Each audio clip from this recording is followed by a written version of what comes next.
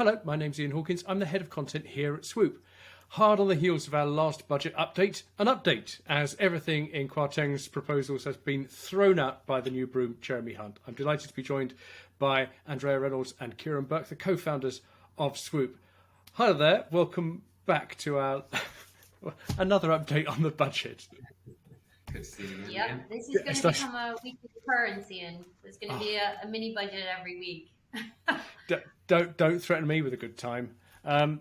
Here's the thing: we're always talking about what's changing, Andrea, but what's staying? What hasn't been thrown out? Good news: national insurance, the reversal of the hike is staying. So, in other words, on the 5th of November, that hike will be reduced. So that's staying. Stamp duty announcement is staying. So stamp duty kicks in at 250,000, and the first-time buyers allowance also kicks in at the 425. SEIS extension has been kept, so whereby previously you could raise up to £150,000, you can raise up to £250,000. You can be trading for 36 months as opposed to 24 months. The capital allowance for 1 million and investment zones are staying. So essentially, what Jeremy Hunt has done is taken back about 32 billion of the 40 odd million cuts, and the balance that's been kept are kind of, as Andrea has alluded to, but ones that haven't been widely reported are SEIS is staying, capital allowance staying, and investment zones staying. Okay, so for viewers that are allergic to numbers, that means that there's going to be more incentives to invest in growing companies. Selling equity. It's going to be easier to buy property. And what's with the national insurance? Does that make it cheaper to employ people? What does that mean? It's kind of the status quo. It was just more that we expected from the, I know it said previous budget, but it seems there's so many budgets that has been, but the status quo was that national insurance was going to go up and we were all going to take a hit as small business owners in terms of what we were putting out. But that hike has been reversed back and kept in the latest Jeremy Hunt budget. Okay, so looking at the sort of big economic picture, we've seen that the pound has risen, and the cost of borrowing has fallen. So is this achieving what Jeremy Hunt is trying to achieve? Yeah, I mean, it's a positive sign, because with Kamikaze, obviously it went massively the other direction. Now it's not gone massively up. We're at a pound to $1.13. That's pretty mad considering what it was even 6 months ago, never mind 12 months ago. And the cost of borrowing has kind of gone down from 5 to kind of 4.4%, but definitely positive signs that we definitely want to see from a wider macroeconomic environment. Yeah, there's two aspects to interest rates rising and what we should all be looking at. One is the effect of the cost of government borrowing, which is when we talk about bond prices or gilt prices, that's what we're all concerned about, the underlying aspect of the cost of capital. So that had shot up, obviously. That's where today's announcements curtails that and hopefully stabilizes the markets. However, that is not to say there are not more interest rate hikes coming. So why is that? Well, we still have underlying issues here. We still have very high inflation, and there are structural issues within the UK in terms of levels of growth and forecasts of growth. So what we'll still see is the Bank of England in November doing an interest rate hike. However, what the stabilization might mean is that hike may not be as high as we had all anticipated. So I think when you start hearing the Bank of England say, "Oh, we are now in alignment with Treasury," this is a good news story for us all. We need stabilization. And then what we all need to hope for is inflation starts to come down. However, there will be another interest rate hike. There's no getting away from that. And I think that's the most pertinent thing for people in the mortgage space, whether that's commercial or personal, whether it's your first one or you're renegotiating. I can imagine it's been incredibly stressful and still probably is a stressful period at the moment. But what Andrea is alluding to, there should be more surety as to what those rate hikes are, and we shouldn't see those violent swings that we saw a couple of weeks ago. Yeah. Also, the stabilization of the pound dollar has a direct impact on the cost of fuel and the cost of energy in general, because we're buying on a US dollar basis. So again, anything that stabilizes the currency is good news for us all. Okay. Hospitality, that's been dealt quite a blow with the U-turn on the alcohol duty frees. So how can pubs and restaurants protect their cash flow? Andrea, I know cash flow is your particular area. Yeah, I would say double blow.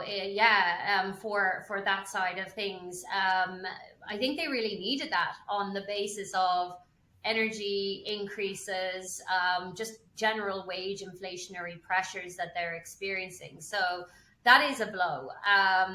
I always ask myself, though, is it ultimately those duties or lack of reduction in those duties or freezing those duties? Is that really what stops someone going for a drink on a Thursday evening? I'm not so sure it is. I think it's more around cost of living crisis. Do we all feel a bit better off or a bit less well off? And does that impact our choices of how often we go out for food or drink or entertainment? So if people are feeling like it's less chaotic today, that there is a stabilization, that they're hearing, I would call it relatively good news.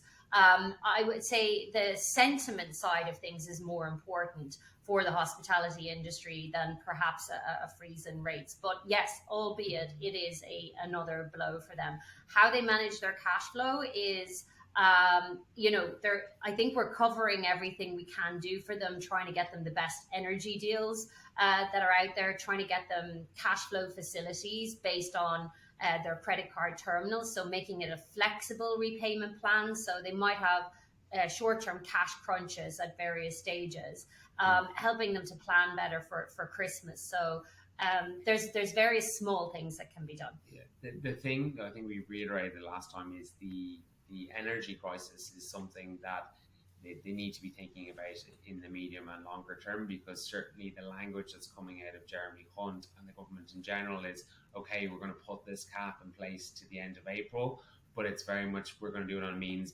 tested basis thereafter, and it's not going to be a blanket applying to small business owners. So particularly if you've got a high exposure to business energy in the retail space, then you want to be thinking about what I can do to mitigate it or understand it from a cash flow point of view. Can I stretch in a longer contract? Can I split my energy into the gas and electricity side of things? When do I renew my contract? When do I sign up?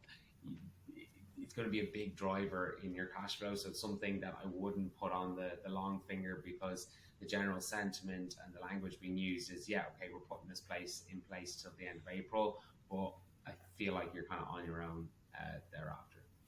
Right. Okay. Not brilliant, but we know what the bad news is rather than having uncertainty. That's the kind of headline here. Okay. Last thing really is taking a step back and saying, at times of uncertainty, what do all businesses need to do when they don't know what's coming around the corner?